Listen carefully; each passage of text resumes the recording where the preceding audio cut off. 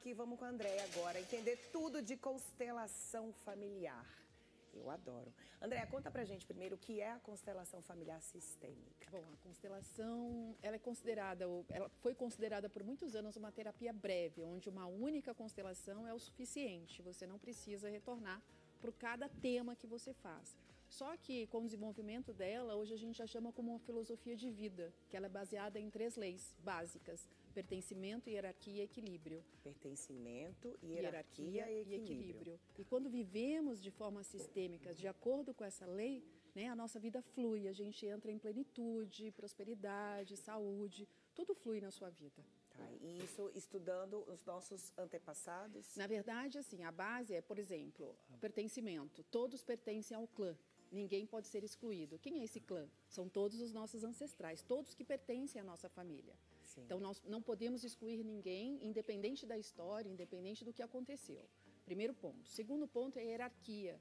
Quem chega primeiro tem precedência a quem chega depois.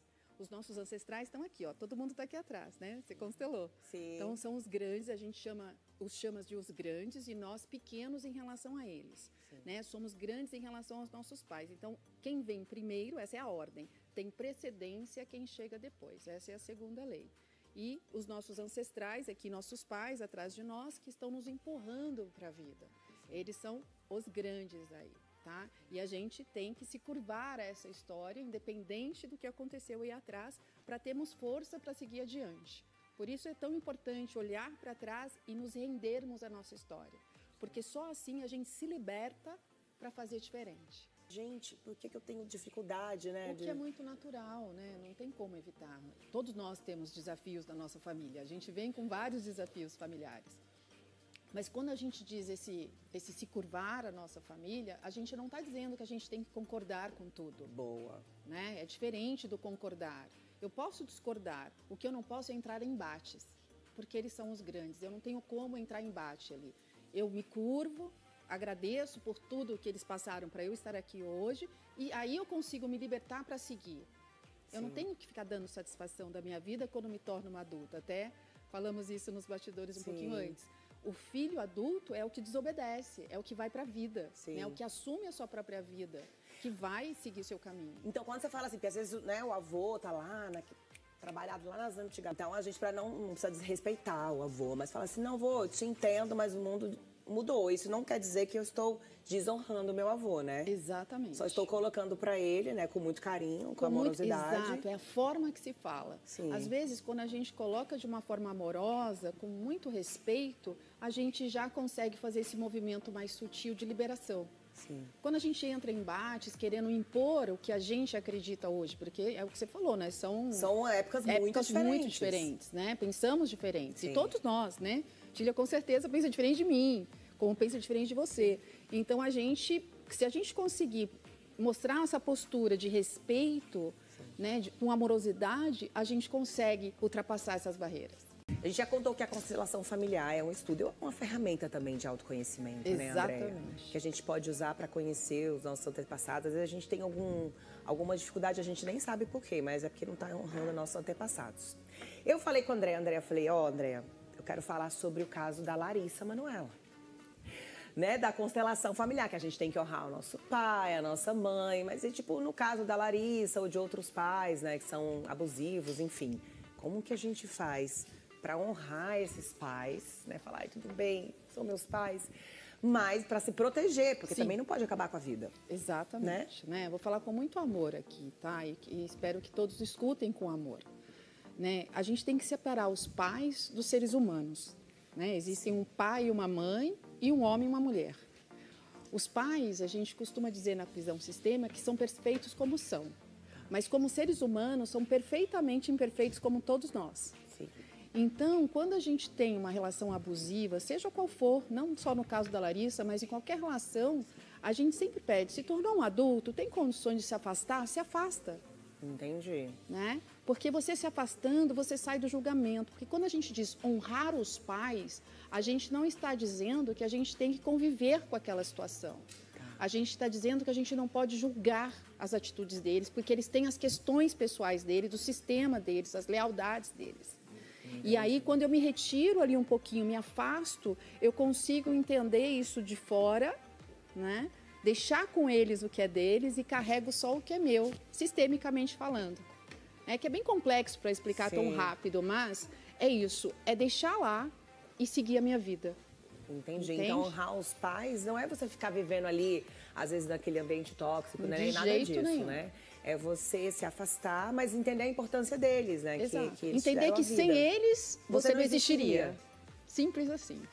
E é esse honrar a vida, porque o pai e a mãe, independente de quem eles foram, eles te deram a vida. Eles são um portal para a vida. E sem a vida, o resto não existiria. Entende? Sim. Então, é esse o nosso lugar, de olhar para esse pai e para essa mãe, nos curvarmos, agradecer a vida. A gente toma a vida, né, um termo sistêmico que é mal interpretado. Eu tomo a vida que eles me deram, porque eu me integro, porque eu sou 50% cada um, e assim eu tenho força de seguir. Porque senão eu enfraqueço, a minha vida fica cheia de altos e baixos, prosperidade vai embora, tudo vai embora. E é com os dois, né? Com os dois, pai e mãe. Eu sou 50% cada um.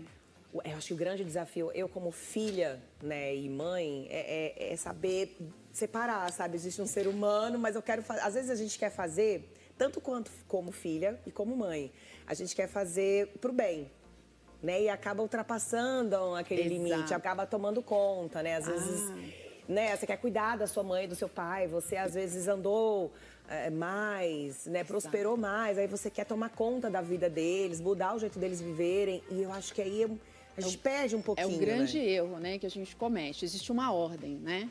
Que Bert Hellinger, o criador, ele trouxe essas ordens, ele observou e nos trouxe com muita clareza. Então, o que vem antes de mim está aqui atrás. Meus pais e antepassados, eles me empurram para a vida está na minha frente. E para onde eu olho primeiro? Essa é uma ordem que a gente inverte com muita facilidade. Primeiro é meu trabalho e meu dinheiro. É meu primeiro pilar, dentro de uma normalidade. Sim. Vamos tirar questões de burnout, workaholic, nada disso.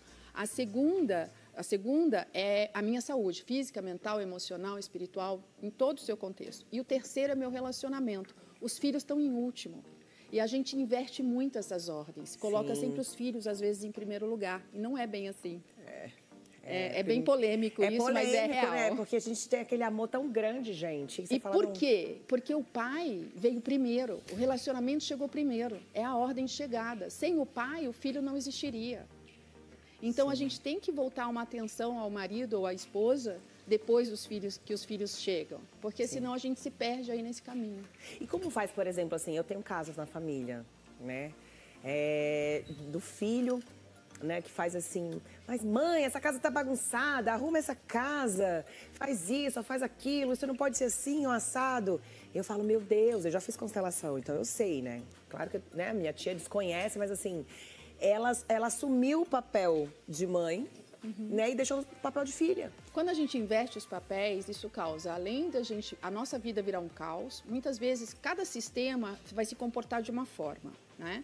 Mas eu costumo dizer que é como se o sistema familiar nos colocasse de castigo. Ou eu vou ter problema nos meus relacionamentos, ou eu vou ter problema financeiro. E mais, quando eu inverto esse papel de cuidar dos meus pais, eu tiro força vital deles. Isso é facilmente entendido quando a gente vem para a constelação. Sim. Né? Eu tiro força tanto de mim, eu perco força e tiro força deles também. Isso é muito, muito perigoso. Por isso que é importante, gente, a gente estudar que cada um tem o seu papel. Pai Exatamente. É pai, mãe é mãe. Cada um tem o seu lugar. Boa. Queria saber, André, quanto tempo leva para fazer uma sessão de constelação? Da forma que eu faço, que é uma forma diferenciada, são 2 sessões de 1 hora. 2 sessões de 1 hora? Isso. Tá, e tem os bonequinhos, tudo? Eu faço com bonecos, individual, né? E uma única constelação na forma que eu faço, que eu chamo de alinhamento sistêmico ancestral, é o suficiente para a vida. Como que funciona esse alinhamento? Eu sei que é longo, né, para você começar, mas se pudesse explicar só um pouquinho. Na verdade, o alinhamento, eu não, porque assim, a constelação tradicional, você vai constelar por temas. Financeiro, relacionamento, profissional, saúde. Quando eu faço o alinhamento ancestral, eu englobo todos os temas em uma única constelação. Essa é a diferença, essa é a grande diferença. Por isso que eu preciso de 2 sessões. Uma, eu preciso trazer um contexto da sua vida, dentro da sua vida, como levar consciência sistêmica para a sua vida, né? Como a sua vida está girando em torno dessas leis, e aí você toma consciência, né, disso, porque a constelação nada mais é que uma mudança de postura diante da vida, né, diante desse sistema familiar. Então, eu te levo para esse entendimento e depois a segunda sessão é quando eu faço a constelação de fato através de bonecos. Entendi. Eu acho que é um desafio, gente, a gente entender, porque faz a constelação, alinhamento, e você entender o seu lugar, né? Por exemplo, aquele pai e mãe teimoso, que não toma remédio, aí não quer fazer exercício, come besteira. Mesmo assim, a gente não tem que ficar, mãe, para de comer doce, mãe. Diabetes. Não pode se meter. Não pode se meter, né? Eles são adultos.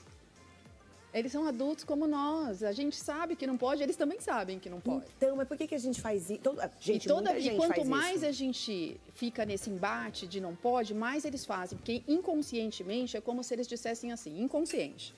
Quem que você pensa que você vai mandar em mim? Né? Eu te criei, eu te pus no mundo. Entendi. E aí é essa a questão. E mesmo que seja por preocupação, por cuidado, pai é pai, filho é filho. Olha, serve para mim. Olha, mas, gente, uma coisa importante, Gia, das pessoas também compreenderem que cada caso é um caso. Não existe uma receita de bolo, né? Cada situação é individual. Sim. Não é exatamente igual para todo mundo.